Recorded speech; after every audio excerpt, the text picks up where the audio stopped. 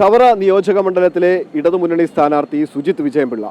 മണ്ഡലത്തിന് പരിചയപ്പെടുത്തേണ്ട ഒരു മുഖമല്ല സുജിത് വിജയൻപിള്ള. കാര്യം നിലവിലെ MLA കൂടിയാണ് അദ്ദേഹം. എങ്ങനെയുണ്ട് തെരഞ്ഞെടുപ്പ്? തെരഞ്ഞെടുപ്പ് വലിയ ശുഭാപ്തി വിശ്വാസമാണ്. സംസ്ഥാനത്തൊട്ടാകെ ഗവൺമെൻറ് നടത്തിയിട്ടുള്ള ക്ഷേമ പ്രവർത്തനങ്ങൾ, വികസന പ്രവർത്തനങ്ങൾ, അതിൻ്റെ ഭാഗമായിട്ട് ഗവൺമെൻറ് അനുകൂലമായിട്ടൊരു നല്ല തരംഗം തന്നെയുണ്ട്. അത് ചവറയിലും പ്രതിഫലിക്കും.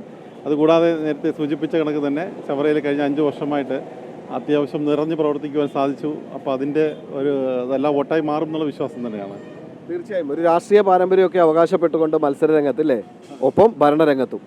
അതെ, അച്ഛൻ നേരത്തെ MLA ആയിരുന്നു.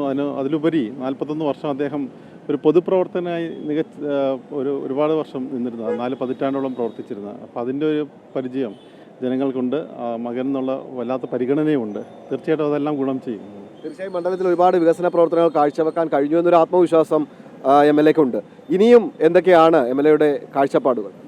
നമ്മുടെ ജനങ്ങളെ സ്പർശിക്കുന്ന രീതിയിലുള്ള വികസന പ്രവർത്തനങ്ങൾ, അത് ആരോഗ്യ മേഖല, വിദ്യാഭ്യാസ മേഖല, പശ്ചാത്തലം, കുടിവെള്ളം, കറണ്ട് തുടങ്ങി ജനങ്ങളെ സ്പർശിക്കുന്ന എല്ലാ മേഖലകളിലും നമുക്ക് മികച്ച പ്രവർത്തനം കാഴ്ചവെക്കാൻ സാധിച്ചിട്ടുണ്ട്. അതുകൂടാതെ തന്നെ തൊഴിലാളി KMML അടക്കമുള്ള, അതുപോലെ മത്സ്യത്തൊഴിലാളികൾ, അവിടെയെല്ലാം തന്നെ അവരുടെ പ്രശ്നങ്ങൾ കേട്ടുകൊണ്ട് പരമാവധി പ്രശ്നങ്ങൾ പരിഹരിക്കുവാൻ സാധിച്ചിട്ടുണ്ട്. ഇനി വൻകിട പദ്ധതികളും തുടങ്ങി വെച്ചിട്ടുണ്ട്. പലതും ഈ പൂർത്തീകരിച്ചിട്ടുണ്ട്. ഇനി പൂർത്തീകരിക്കേണ്ടതായിട്ടുള്ള നിരവധി പദ്ധതികളുണ്ട്. അപ്പോൾ ഇതെല്ലാം ജനങ്ങളോട് പറഞ്ഞുകൊണ്ടാണ് വോട്ട് ചോദിക്കുന്നത്. വികസനം തന്നെയാണ് പുതിയ നമ്മുടെ ഈ രാഷ്ട്രീയം എന്ന് പറയുന്നത്. ആ വികസനം മുൻനിർത്തിയിട്ടുള്ള രാഷ്ട്രീയം പറഞ്ഞുകൊണ്ടുള്ള വോട്ട് അഭ്യർത്ഥന തന്നെയാണ് നടത്തിക്കൊണ്ടിരിക്കുന്നത്. ഈ തെരഞ്ഞെടുപ്പിലേക്ക് കുറച്ച് ദിവസങ്ങളേ ഉള്ളൂ. അപ്പോൾ തെരഞ്ഞെടുപ്പ് രംഗം വളരെ ചൂടുപിടിച്ചു, സ്ഥാനാർത്ഥികളെല്ലാം സജീവമാകുന്നു. അപ്പോൾ എതിർ സ്ഥാനാർത്ഥികളെ കുറിച്ചുള്ള ആശങ്കകൾ അല്ലെങ്കിൽ അവർ ഉയർത്തുന്ന വെല്ലുവിളികൾ എന്തെങ്കിലും ഉണ്ടോ? നമ്മൾ ഒരു ഘട്ടത്തിലും കഴിഞ്ഞ ഇലക്ഷനിലും എല്ലാം തന്നെ നമ്മളുടെ വികസന പ്രവർത്തനങ്ങളും നമ്മുടെ കാഴ്ചപ്പാടുകളും പറഞ്ഞുകൊണ്ട് തന്നെയാണ് ജനങ്ങളെ അഭിമുഖീകരിക്കുന്നത്. അല്ലാതെ വേറെ എതിർപക്ഷത്തിൻ്റെ കുറവുകളോ നേട്ടങ്ങളോ ഒന്നും നമ്മുടെ വിഷയമേ അല്ല, അത് പറയാറുമില്ല. ഇപ്പം പ്രചാരണ രംഗം ഏതുവരെ എത്തി സ്ഥാനാർത്ഥികൾ? ഇപ്പം നമ്മൾ കടകമ്പോളങ്ങൾ കയറുന്ന ഒരു പരിപാടിയാണ്. ഇന്നിപ്പോൾ ഇതുകൂടെ ആകുമ്പോൾ, ശക്തികുളങ്ങരയും കൂടെ ആകുമ്പോഴത്തേക്കും എല്ലാ പഞ്ചായത്തുകളും നമ്മുടെ കോർപ്പറേഷൻ ഏരിയയും കംപ്ലീറ്റ് ചെയ്യുകയാണ്. അത് കഴിഞ്ഞിട്ട് അടുത്ത ഘട്ടമായിട്ട് സ്ഥാനാർത്ഥി സ്വീകരണമുണ്ട്. സ്വീകരണം 5 ദിവസമാണ് നമ്മൾ പ്ലാൻ ചെയ്തിരിക്കുന്നത്.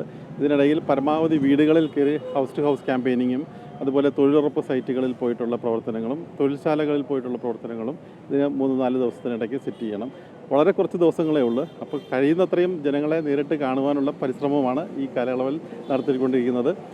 അഥവാ നേരിട്ട് കാണാൻ പറ്റുന്നില്ലെങ്കിൽ ഇതൊരു അഭ്യർത്ഥനയായി മാനിച്ചുകൊണ്ട് ഇത് കണ്ടുകൊണ്ടിരിക്കുന്ന മുഴുവൻ ജനങ്ങളും ഇടതുപക്ഷ സ്ഥാനാർത്ഥിയായി മത്സരിക്കുന്ന, ടെലിഫോൺ ചിഹ്നത്തിൽ മത്സരിക്കുന്ന എന്നെ വൻപിച്ച ഭൂരിപക്ഷത്തോട് വിജയിപ്പിക്കണമേ എന്ന് അഭ്യർത്ഥിക്കുകയാണ്. തീർച്ചയായും അത് തന്നെയാണ് ഇടത് സ്ഥാനാർത്ഥിക്ക് പറയാനുള്ളത്. കാരണം തെരഞ്ഞെടുപ്പ് പ്രചാരണകം ചൂടുപിടിച്ചു കഴിഞ്ഞു, വളരെ ആവേശത്തിൽ എത്തിക്കഴിഞ്ഞിരിക്കുന്നു.